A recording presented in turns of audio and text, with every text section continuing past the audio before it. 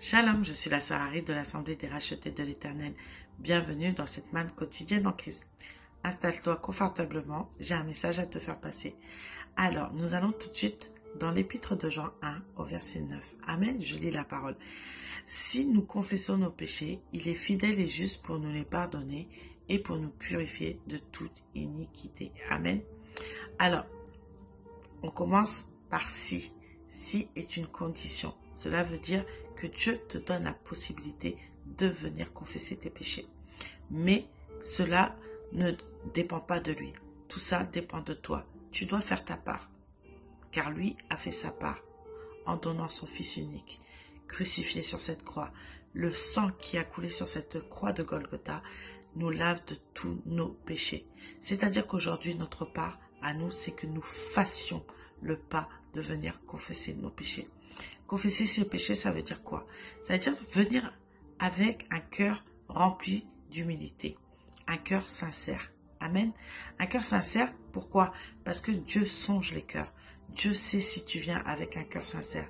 Dieu sait si l'acte que tu viens poser devant lui est sincère. Et donc, de ce fait, il te pardonnera si tu es sincère. Pourquoi? Parce que c'est un Dieu juste.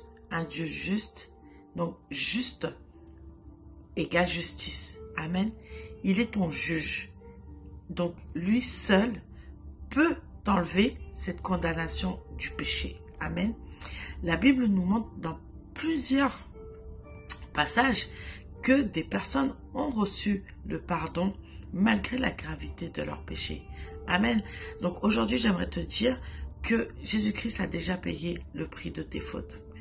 Tu n'as qu'à juste venir te confesser avec sincérité. Beaucoup de personnes aujourd'hui minimisent les péchés.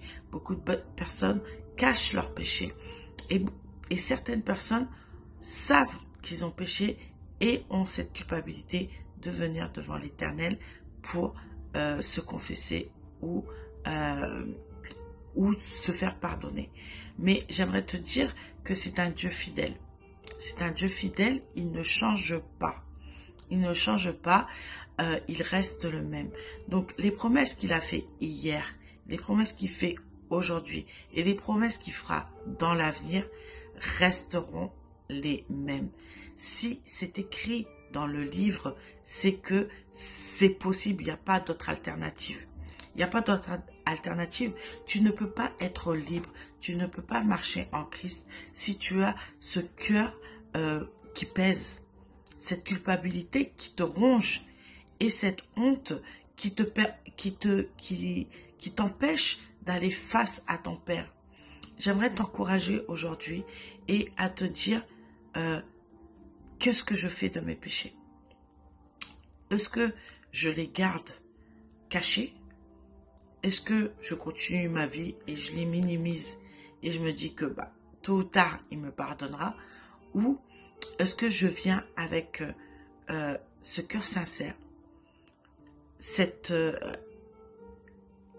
humilité et je me libère de mes péchés, je me libère de ce fardeau, je me libère de ce poids et je fais face à mon Père afin qu'il me restaure, afin qu'il me transforme. Des bonnes questions, n'est-ce pas? Alors, j'espère, moi je vais te laisser dans cette réflexion et je vais recommander à l'Éternel afin qu'il prenne le contrôle de ta situation à condition que tu mettes ta part. Amen.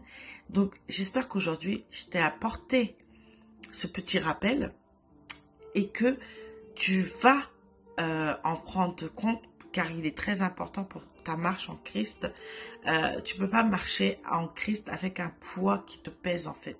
Il faut que tu marches avec légèreté afin d'atteindre le royaume des cieux. Amen. Alors, c'était la sœur Harry de l'Assemblée des rachetés de l'Éternel. Sois abondamment bénie.